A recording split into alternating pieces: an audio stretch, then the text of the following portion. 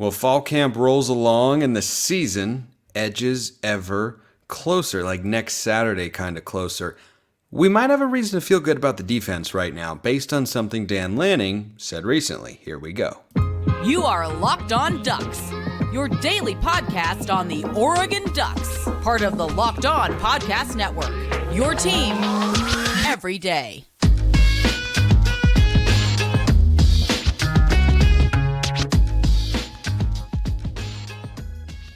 Yes, it is that time once again for Locked On Ducks. I'm your host, Spencer McLaughlin. Thank you so much for making this your first listen or your first view of the day. Part of the Locked On Podcast Network, your team every day, and your number one source to stay up to date with the Ducks. So if you have not already, please like, comment, subscribe, rate, review. Please and thank you wherever you listen to or watch this show, which today is brought to you by LinkedIn Jobs. These days, every new potential hire can feel like a high-stakes wager for your small business. That's why LinkedIn Jobs helps find the right people for your team faster and for free. Post your job for free at linkedin.com/lockedoncollege. Terms and conditions do apply. So, talk about the defense, the defensive line. We're finally at that time where we can do position group previews and predictions for myself.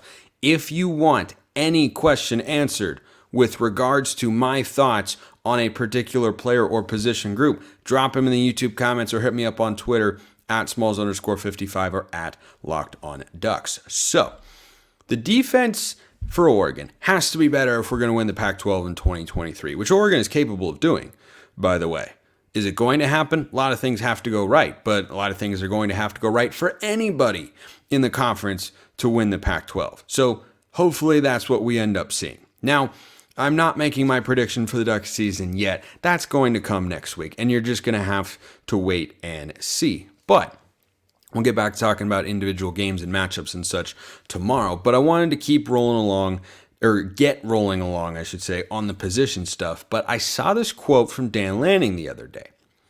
And Dan Lanning was talking after an Oregon scrimmage and said that the defense had gotten the better of the offense, but that, throughout fall camp, there had been some back and forth. Some days where the offense had a better day, some days where the defense had the better day. But the first thing that he said after the most recent scrimmage that Oregon had was, the defense was better today. The defense got the better of the offense, weren't able to execute on some big plays, didn't have the sort of success they were always looking for. And that makes me feel optimistic about the defense, because when I look at this offensive unit, yes, there's a big question on the offensive line, not in talent, but in chemistry, both with the quarterback and the O-line and the offensive coordinator as well. But mostly, does anyone feel bad? Have I asked questions about Oregon's offense this year beyond that? No. And I think those questions are going to be high-class, first-world sort of problems in the college football world. I think it's going to be, wow, we had a top 20 offensive line instead of a top 10. Because last year it was top 5 in the country in total sacks allowed, and Oregon ran the ball exceptionally well. So that's the sort of drop-off, so to speak, that I am fully prepared for as an Oregon fan, while also recognizing their potential as a unit is to go much higher than that. But other than that, there aren't that many questions that I have there other than Will Stein. But all signs seem to indicate, based on his track record, that the guy knows how to call offense. So then what it comes down to is, well, do you have the playmakers? Yeah, we've got the playmakers. We've got the playmaker at the most important spot. That'd be quarterback with Bo Nix, who's got a poster up in New York City. Bo for Heisman. Hey, why not? It could happen. We'd have to make the playoff, but that's not impossible. I don't think it's likely, but it's not impossible. So if you look at what the offense has, though, bringing it back to Eugene and away from New York City for just a moment, Oregon has got an elite cadre of running backs, great depth at receiver. I love our number one tight end, and I think we're solid, not elite, but solid, backing up Terrence Ferguson. I think we will be good on the offensive line. All the pieces are there. And I bring this up in context of the defense kind of winning the day to say, hey, that's a really talented offense. That's an offensive line that does have guys who have made starts and played at a high level for the Ducks over the last couple of years. That's a receiving core that's got a first or second round pick in Troy Franklin, that's got some wildly talented Power 5 transfers like Trayshawn Holden, like Tez Johnson, who comes over from Troy, not Power 5, but say Gary Bryant coming over from USC, who does. You've got Jerion Dickey in the fold. You've got Kyler Casper in the fold. When you look at all the players that are there, you've got Bucky Irving, Noah Whittington, you've got Terrence Ferguson, Troy Franklin. This was a wildly productive offense from last year, and you have a lot of that core in place. So when I hear Dan Lanning, the first thing out of his mouth say, yeah, the defense got the better of the offense today, that makes me feel better about what Oregon's defense might be this season. Because even in a practice setting, you have to have some talent to be able to slow down, even for a day, that offense. I mean, the only thing that slowed down Oregon's offense a year ago was Utah, and that was combined with a hobbled Bo Nix. That was the only bad day for the offense in which they scored fewer than 30 points after the Georgia game, of course. So those are the only two instances in which Oregon's offense struggled. Bo was hurt, and you were playing the best defensive team year in and year out in the Pac consistently in Utah, who have had their same head coach in Kyle Whittingham, and you were playing the eventual national champions who won that game by a score of 65-7 over the best team from the Big 12. Not the champions, by the way, but the best team. Those are the only instances. So when I hear that Oregon's defense was able to, in a scrimmage environment, get the better of them, that makes me feel pretty good. Now, it will come down to one position group in particular. The DBs are important. I'm not trying to undersell any. I mean, everything matters. And I'm going to talk about every position group leading up to the season here on the show. That's why, as I said, drop your comments below if you're watching on YouTube, or hit me up on Twitter at Smalls_55 or at Locked On Ducks. But we're starting with the defensive line today because of this particular question, which I'm actually going to get to after. We're going to do the position group first. So this is my prediction based on fall camp intel we've gotten, who's been added to a position group, what we saw last year, my general thoughts, what we saw in the spring game, all the above, factoring into how I think the two deep plays out for a given group. And again, if you have thoughts that disagree with my own, that's okay. I welcome it. Let's talk about it, because I'm fascinated by all this stuff, obviously, given my profession. So 4 positions along the defensive line in Oregon's 4-2-5 scheme that Dan Lanning brought with him from Georgia, one that we've seen at Oregon for, frankly, quite a while now. You've got your defensive end slot, you've got your edge position, your defensive tackle, and your nose tackle, right? Your defensive tackle and your nose tackle, the 2 interior guys. Your defensive end is typically a little bit bigger, but is still a guy who has some agility, and your edge player is a hybrid linebacker. So he could, in theory, not necessarily drop into coverage more, but he just has a more athletic frame. He's not quite as big and bulky. So let's start with the defensive end position. I think that's where Jordan Burch is going to end up starting. And I think the number one guy behind him will be Brandon Dorlus. Now, Dorlus is going to be a starter on the defensive line. He's the guy who I'm most sure about. And I think that Brandon Dorlus, I could be wrong here, is going to start at defensive tackle, not defensive end. He might rotate out and play defensive end as he did a season ago, but I think a lot of his best work and his ability to use his hands, his feet, his agility, in addition to the power that he's got, I mean, he's developed into a really, really good, he's going to be an NFL player.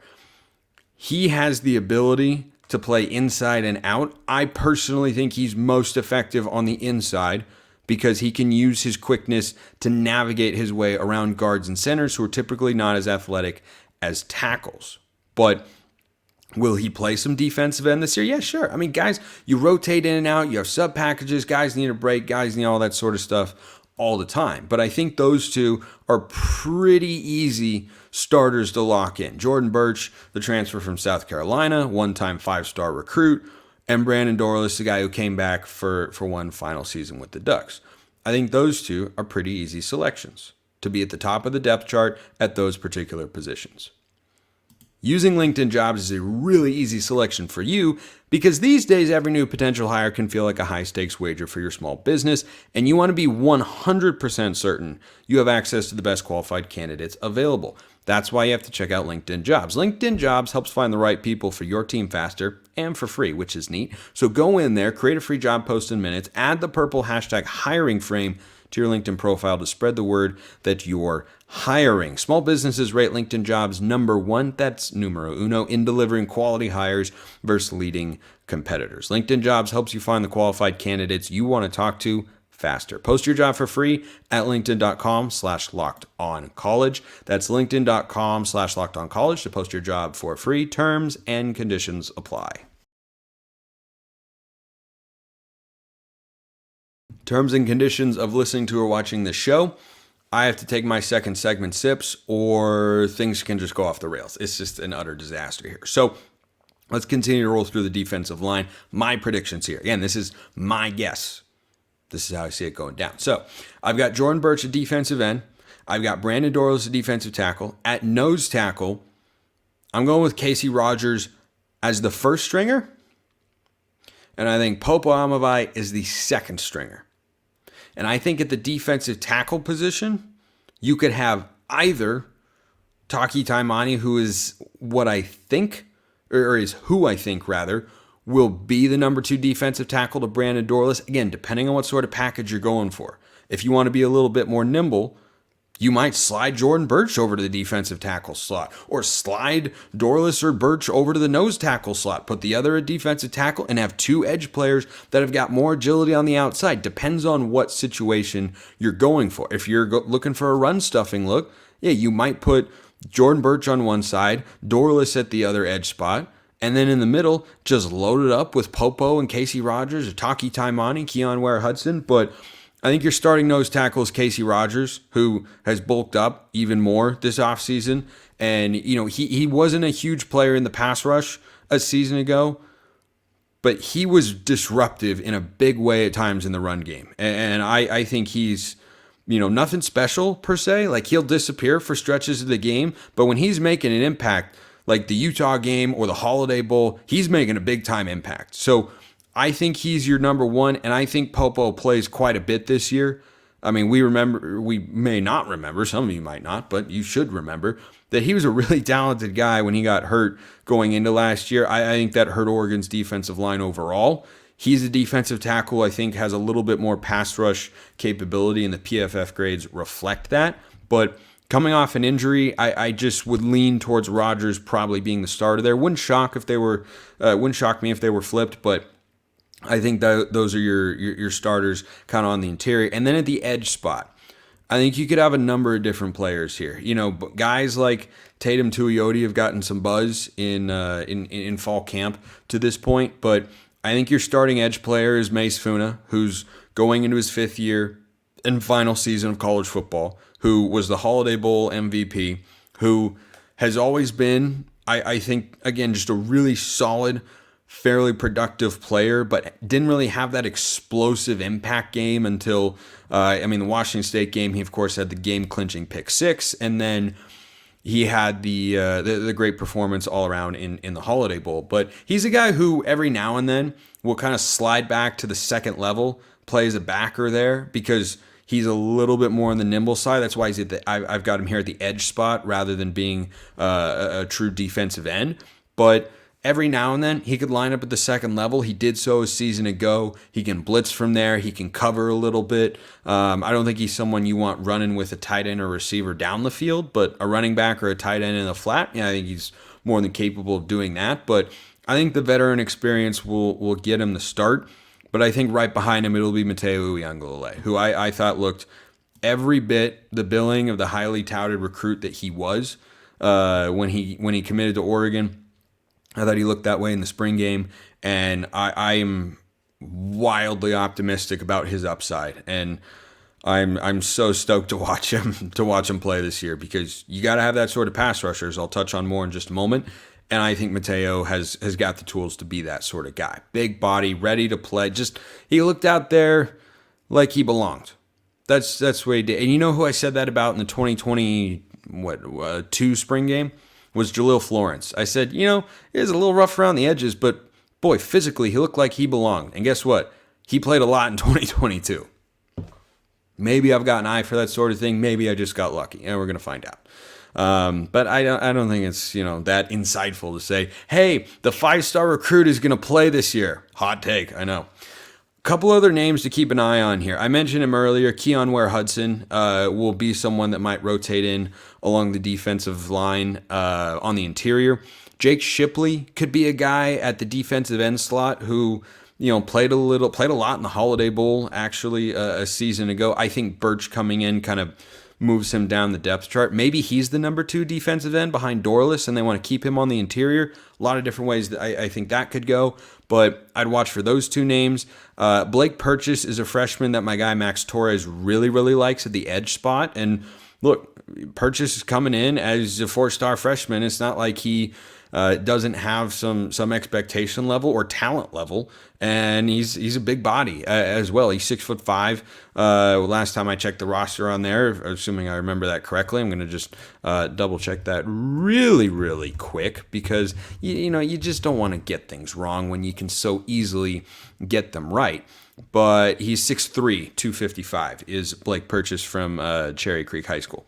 So I think that could be a name to watch. Ben Roberts, I've heard his name get tossed around at fall camp and interviews, after practice and such pretty often. So maybe he's a guy who every now and then you look up and go, oh, who's that? Oh, it's Ben Roberts. Oh, okay, yeah, he's making a play on the defensive line. So that's where I land. Again, defensive end, Birch with Dorless backing him up. Nose tackle, Casey Rogers, Popo Amavai. Defensive tackle, Dorless and Taki Taimani. Edge, Mace Funa, Mateo Uyunglele. I think that's your base 2 deep. And others who could play, Jake Shipley, Keon Ware-Hudson, Ben Roberts, and maybe another freshman like Blake Purchase. I think for the big interior defensive linemen, there would have to be a lot of injuries. I really think that, for guys like Johnny Bowens, Terrence Green, Amari Washington, Ashton Porter, it's just going to be tougher for them to see the field. But in 2024, we're going to need them big time. That's a great segue into this question, which has a great name from the guy who asked it because of what the next mailbag question is, to the fun question to end today's show. So again, YouTube comments or Twitter, hit me up anytime, ask a question, get an answer here on the show. You can ask about a position group examination that I have done, or you can ask about one that I will do because I will hit all of them. Quarterback, offensive line, tight end, receiver, defensive line, linebacker, safeties, corners, and special teams as well. So we've got 9 to go through here leading up to the season, so ask away. This from L Skywalker, 452260. Skywalker, nice. What is the best way to ask a question for the podcast? If this is it, my question is this. This was the ever rare Instagram direct message. I think. Might have been a Twitter DM. But anyway, Twitter DMs are the best way to reach me, frankly. What is the most important position group for winning a title?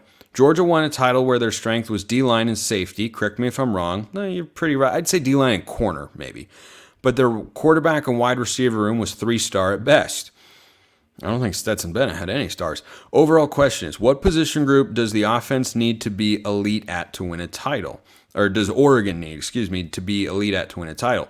We almost won one with Darren Thomas. Yes, you're more likely to win when you have an insane quarterback, but what positions can we recruit that'll win us a title? Let's rank the positions. Big fan, by the way, from New York City. I listen every day. The podcast is strong. First of all, national reach. Love that. Second of all, snap a picture of yourself with the Bo Nix poster if you can. Tweet it at me, and I'll give you a shout out for sure. Love that you listen from over there. Thirdly, to answer your fundamental question here, it's the boys that I was just talking about. And I like this group going into 2023. There is potential for them to be improved, but in no way do I look at them as the sort of dominant unit at this point in time. Maybe they become that, which would be great, but I don't see them as the sort of foundational defensive line to win a national championship. To win a Pac-12 championship, sure, but that's a different conversation. If we're talking about competing with the Alabama offensive lines of the world, with the LSUs, with the Georgias, with the Clemsons, with the whoever else is great, with USC. Now USC, I think we're a lot closer to at this point in time, but if you're going to build that defensive line, it's got to be full of big-time dudes. You got to have multiple NFL players. You got to have high-level college players on there. And I think to build a great defense, which we're all looking for here from Dan Lanning, Tosh Lupoy, it's got to start up front. You just can't have a great defense without a great defensive line. And the reason that I highlight this position group as the most important to win a national championship for us is because of who our head coach is, right? He won a national championship as a defensive coordinator. That's the formula I think he's going to try and emulate. That's who he's been going after on the recruiting trail in each of the last couple of classes. That's who he continues to pursue on the recruiting trail. He's looking at guys like Aiden Breland. He wanted Williams Nwaneri. He was after Elijah Rushing, who went down to Arizona, of course, and chose him over the Ducks in Tennessee. He's looking to get those sorts of guys because he knows what sort of team he wants to build. And it's one that is dominant in the trenches on both sides of the ball. So I'd say defensive line is most important. I'd say offensive line is probably second, corners third. And then depending on what sort of team you want to build, you could rank each position group in a number of different ways. But I think that's a great question. And if our head coach were Lincoln Riley, for instance, I would not have this answer be the defensive line. If I were answering this question as the host of Locked On Huskies, obviously I'm not, the answer would not be the defensive line. Because it depends on what the identity of your coach is and how he wants to win football games. You know how Jim Harbaugh and Mario Cristobal want to win football games? They want to pound the rock and just be more physical than you. You know what the most important position group is for them? The offensive line. You know what Mario's priority was for 4 years? The offensive line. And when we won the Rose Bowl and the Pac-12 title in 2019, that was a pretty awesome year. You know what was really good? The offensive line.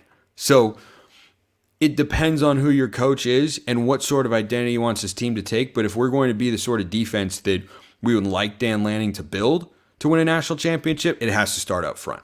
Great question, though.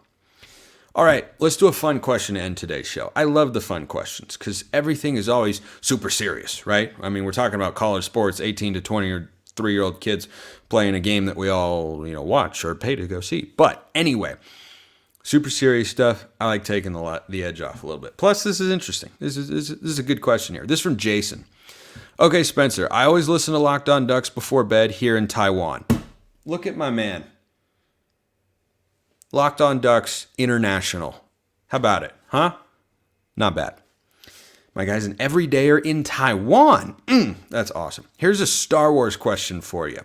I just finished The Mandalorian and Boba Fett. Amped for Ahsoka. Okay, I'm so amped for Ahsoka. Big time. Mandalorian, awesome. Boba Fett, mid-tier. Not horrible, but pretty mid. What Jedi Master, not counting episodes 7 to 9? I'm so here for the shade at the sequels. They stink. Is each Duck head coach from Bellotti to Lanning?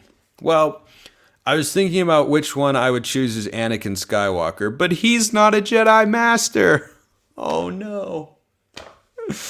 Oh, I'm so mean. And also, all my Star Wars fans out there are going to laugh at that joke. If you're not a Star Wars fan, you're wildly confused. But let me assure you, that was funny.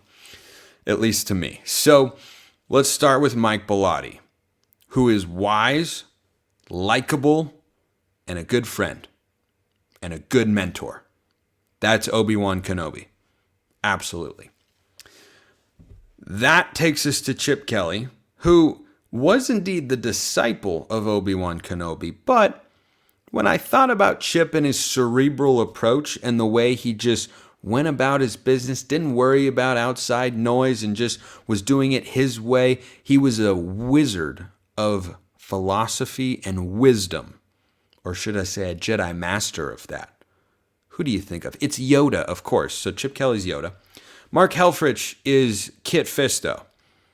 He was great for a while, like the entire Clone Wars series, or like the entire Mariota and Vernon Adams era.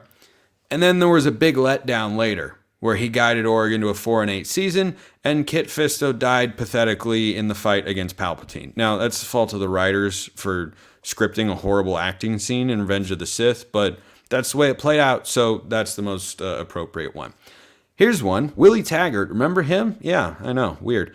Plo Koon is who I'm going with for Willie Taggart's Jedi Master comp. Why? Because you just don't see that much of him. And we didn't see that much of Willie Taggart. Yeah, pretty fitting. Okay, next. Mario Cristobal is Mace Windu, portrayed by Samuel L. Jackson, for those of you who are not Star Wars fans and are still with me here. And if you did that, kudos to you. Mace Windu, in the prequels, which I love, had great power. He was known as a very powerful Jedi. But he did demonstrate a great flaw. And Mario Cristobal was a great recruiter, but we saw some great flaws. Game planning, adjustments, coaching. There was a great flaw. Mace Windu's great flaw was that in Revenge of the Sith, he repeated word for word what Palpatine had said to Anakin earlier when he was pondering whether or not to kill Count Dooku, which is he's too dangerous to be left alive. He revealed a great flaw. So again, great power, very powerful. Mario, very, very good recruiter. But there's this big flaw over here. It's hard to ignore. All right, so Mario Cristobal, Mace Windu, which brings us to Dan Lanning. What else could Dan Lanning be for a Jedi comparison but Luke Skywalker? Because the first Star Wars movie ever released, with the binary sunset and hologram scene from Episode 4 with Luke Skywalker on Tatooine. That's who he is. He's Luke Skywalker because he is A New Hope. Appreciate everyone listening. I'll see you next time. Have a wonderful rest of your day. And as always, go Ducks.